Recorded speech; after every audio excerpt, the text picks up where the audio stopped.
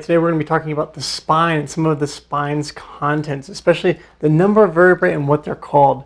So the spine itself has about 33 individual vertebrae. Well, not exactly individual. It has 26 vertebrae, but some of them are fused, especially in this lower bit right here in the sacrum and especially the coccyx.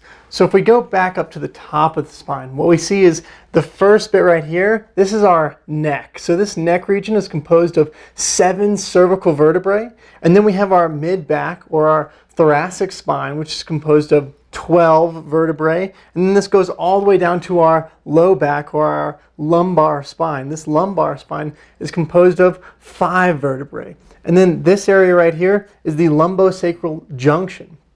And this lumbosacral junction is the connection basically between our low back and our pelvis. Now this sacrum here is originally composed of 5 different vertebrae that fuse while we're being born and while we develop. And then underneath that we have the very tip of our tailbone, also known as the coccyx. And this also is a fusion of 4 separate vertebrae. So this is one piece. Now if we go back up all the way to the top of the spine, we can see this represents the base of our skull or our occiput. And then if we just take our hand and we feel our occiput and then we slide down, we'll feel a nice little bump. And that bump is actually the second cervical vertebrae. So C1 doesn't really have as prominent of a posterior aspect or these spiny bits, these spinous processes that poke out like this. So actually that first bump that we feel is the second cervical vertebrae. And then if we go down, we'll feel a lot more prominence in some of these lower cervical spine vertebrae and the lower cervical spinous processes.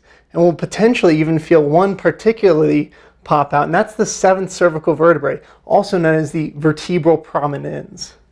Then we go all the way down and then into the lumbar spine and then sacrum. Now the sacrum actually connects with our pelvis here with the ilium. So this big fan-shaped bone right here is the ilium. This is the iliac crest. So then this joint right here is called the sacroiliac joint.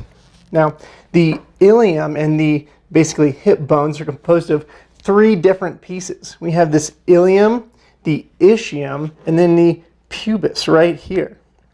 So these 3 pieces come together in order to form the hip as we know it.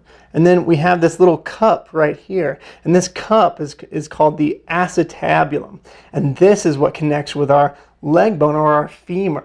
So we have here the femur, the top of the femur, and we have the head of the femur, which goes into the acetabulum, followed by the neck, and then we have the rest of the femur represented here.